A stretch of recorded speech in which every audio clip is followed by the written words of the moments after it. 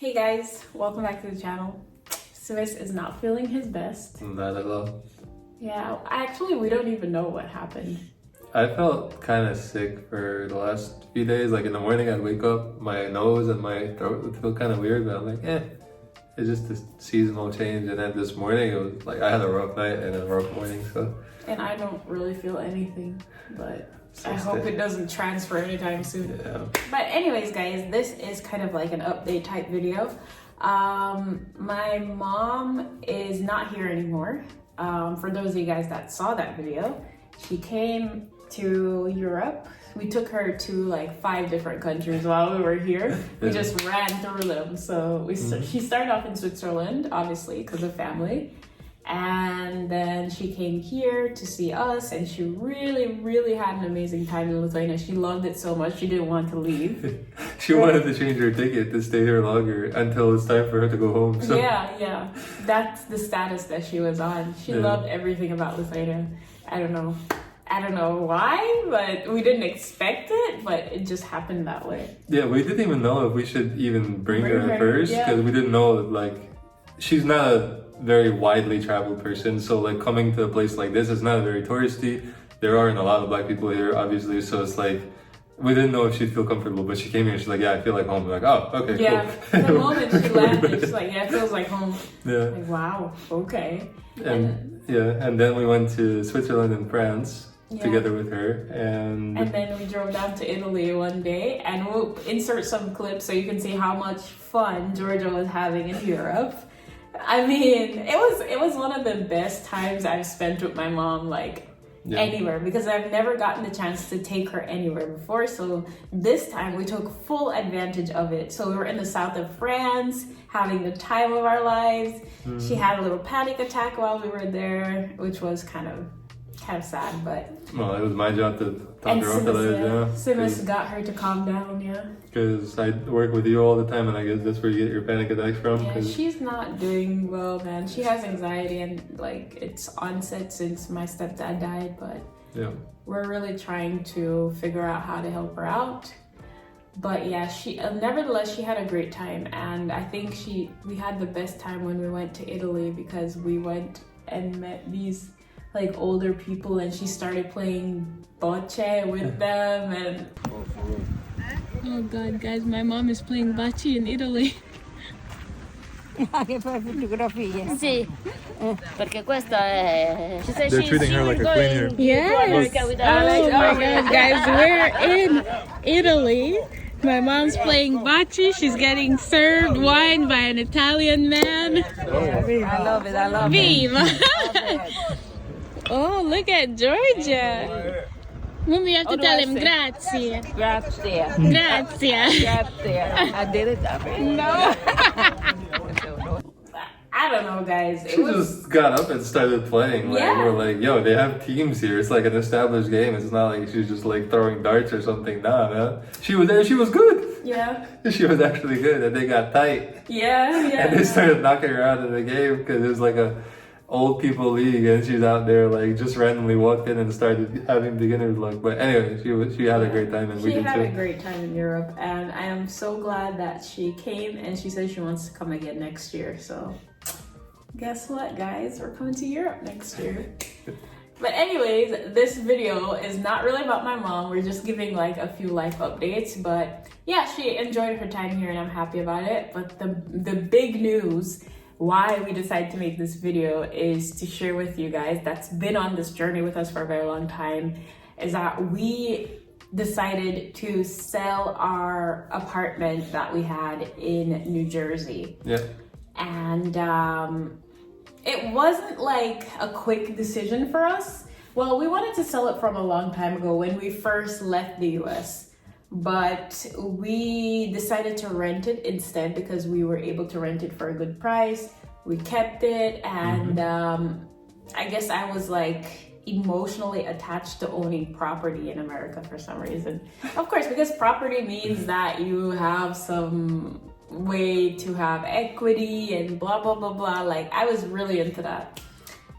You want to speak? I could mention, I guess. Yeah. I'll just mention one thing. We had very, very good tenants. Oh yeah. The tenants we had literally one complaint, and that's because a socket broke one time. That was like the only thing they ever complained about, which they had every right to do that. Yeah. So other than that, they loved living there. Everything was great.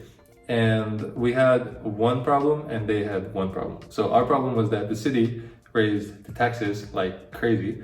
And we went from making a little bit of money to losing a ton of money every single month by having this property. So the taxes went up, which meant the escrow went up, which meant our mortgage payments were like significantly higher than they used to be. And the rent wasn't covering the mortgage anymore. It was like, we had to make it up. Yeah, it was a complete hole. Yeah. Like a major hole. And we were thinking like, okay, maybe we should ask them if they want to move out. But we're like, I can't even ask them this question because they really like it. It's so good. Like every day on the day that the rent is due, it would come in like 12 o'clock that day. You know, like... Yeah, they'd pay their rent on time every time.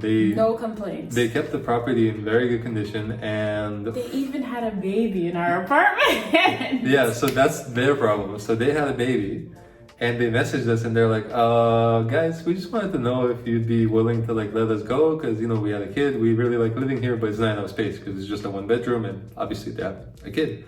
We're like, bet, bro. Yeah, so everything lined up. Yeah, so we talked to them and we're like, all right, you guys can stay as long as we're able to. Yeah, as long as we're able to sell. So we have made contact with really good real estate agents. And we worked with those guys and together with the tenants, it was like a trifecta kind of deal, like always talking. And finally we were able to get a good buyer and... Yeah. And I think, the real estate agents that we worked with to sell our property were the ones that found us the tenants to rent from. Yeah, so we had a really good relationship with them. And the selling process was very, very grueling because I feel like we sold at a time when the market wasn't really that hot. Yeah. And we had our property on like the brokerage agencies like Zillow. They put it on their own. I think we used Compass and they put it on Street Easy and all these platforms for a month. It sat up there for a month and we got no offers. And we're like, damn, we gotta move back to the US, get our jobs back and start paying our mortgage again. Yeah.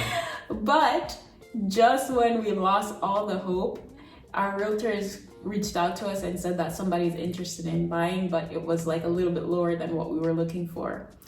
But the guy came in with a very strong offer of cash. Yeah. So it was like 80% cash and the rest of it he was gonna finance from like the banks. And then the week that we accepted the offer, another person came in with an offer that was higher than what we were asking for. Yeah. And we were in a dilemma, but their offer wasn't as strong. So we talked to our realtors and our realtors were basically like, well, this is a very strong offer. This one, it's an okay offer and they're looking to use this property as like an investment property. Right. So basically we asked them, which one do you think we should go with? And they recommended the first one. And they recommended the first one because they said that they see all the time where you're under contract and you get another offer and then you pull out just because it's more than what you wanted. And then the whole thing just blows up and then the first person is not interested anymore. So. And it wasn't a significantly higher offer. It was like a couple thousand more. Yeah. Which when it comes to like, a few $1,000s is definitely money, but when it comes to real estate, it's really not worth potentially blowing up a whole entire deal. And that's kind of what we learned and what we agreed, where we said, okay, we're gonna make like literally a few thousand less, but it seems to be a more solid way to, get this deal done. And I think that most people will probably say to us, oh, you should have never sold, blah, blah, blah. We bought in a very good area and we did that specifically because we knew that that area was gonna experience some kind of development, right? And we wanted to hold on to that property, but it was a new construction and it was already flooding out, right? We had floods, we had window panes leaking. The way how they build in the US, I swear, in New York where we bought, totally terrible. I don't know what they did, but the building was already falling apart and it was 3 years old, a 3-year-old building experiencing window leaks, flooding. We couldn't go on the roof because whatever they used to build the roof wasn't strong enough to withstand people standing on it. Like it was a nightmare. Yeah, and we had like the siding started coming off, remember? Yes, the siding fell off the building. And we had, I don't know how many floods, and I think the community was also kind of not great, and we just didn't really enjoy living there. So our tenants, on the other hand, they seemed to really enjoy liked it. it, Yeah, yeah. but it wasn't completely like our style, so we decided to not deal with it anymore. Let me just put it this way. I was the only black person in our building. Just me. Just me. Yeah, it was like 18 units in the building. So. Yeah, so everybody else was either Asian or white, which we don't have problems with Asian or white people. I mean, Exhibit A. But yeah, because I was the only one that looked the way I looked, I had like some kind of imposter syndrome situation going on when I just moved in. But I got over it. But the community was kind of like, it was mostly tech bros. Yeah. People in finance and tech, and like it was that kind of atmosphere, if you get what I'm saying. Mm-hmm. But I did meet some really nice people in that building that I'm still friends with today. So I really do appreciate the fact that we were able to like meet Priscilla. Like she's such an amazing person. I think she was in one of the videos where we gave her a plan. Oh yeah, she was in the video. Yeah, I really do like that girl. Mm-hmm. But yeah, it was quite an experience. It was our very first property that we've ever bought. And I think that we came out on a good end. Because it could have went worse. Yeah, we actually did not lose money on it. Yeah, we didn't, no. Yeah. So it came out to be good. And also, having a 1-bedroom is not really going to be good for us in the long run, because we are planning to like expand our family. So even if we move back to the US, we weren't really going to be able to live there for a long time. Yep. So. Yeah, I think overall, I wanted to sell that thing Since you bought it? since we got neighbors upstairs. I realized what a terrible job they did building this thing, because if somebody drops a pen upstairs, you hear it fall and like echo through like a chamber, right? Yeah. So, but then you have like, it wasn't people that would drop a pen once in a while. It was people that moved their furniture 24/7 and stomped and had company and wore heels. And the dog downstairs. Yeah, there's a dog downstairs. So the way they built is like it's a small building, but the first floor has a backyard. Great idea, terrible execution, unless you're the person on the first floor. So we were on the second floor, and then it was like crazy, like noise and parties and stuff downstairs, noise and parties upstairs. It was just like you can't It was live a there. disaster. Yeah. It's like a college dorm that you're living in.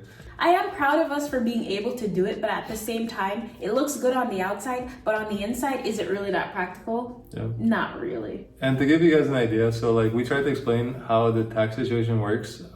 If you're not in the US, it's probably hard to understand. But if you are in the US, you pay like a annual property tax, or quarterly, which turned out to be annual. Our starting tax rate with an abatement was $8,000-ish a year. They raised For it a 1-bedroom. for a 1-bedroom condo, right? My parents pay less than that, I think, or about the same for an actual house with land, further out in the And suburbs. my mom in Brooklyn, a 2-story, 2-family building, they pay like $2,000 in taxes for the year. Yeah, this is a 1-bedroom condo, right? With no land, no parking, no amenities, nothing. Literally a box with a bedroom. And then the city is like, all right, you know We what? did have an island though. Please. Please. An island in the kitchen. That's what you need. There's a big table with a sink inside of it. But then the city is like, you know what? We need to boost our education budget. So what they did is they upped the education budget to some insane sum, which was passed off to homeowners. And the homeowners like us were paying like over $12,000 a year. We don't have kids. Come on. She was black and now she's in. Somebody got to look into that. Okay, I'm done. Yeah. So anyway, so it's a great idea, not great execution, I guess. Yeah. Insert But yeah. the way how I look at it is that now we are free. We don't have to worry about if our tenants are gonna miss a rent payment, which they never did. But we don't anyway. have to worry about if our apartment is gonna sell or not. Or flood. And we don't have to worry about like an additional expense in a faraway country from where we're not living. Yep. So it really does give us a lot of freedom. And you know what we decided to do with that money, right? And we started investing it into our Roth IRA because we're like, well, we're not paying this extra $800 a month, so let's just put it into our Roth. Yeah. And yeah, we started investing that money. So yep, and the rest of the proceeds are in a high yield savings account, so they're just not being eaten by inflation at least. So yeah. Anyways, guys, that's the update. See you later. Toodaloos. okay.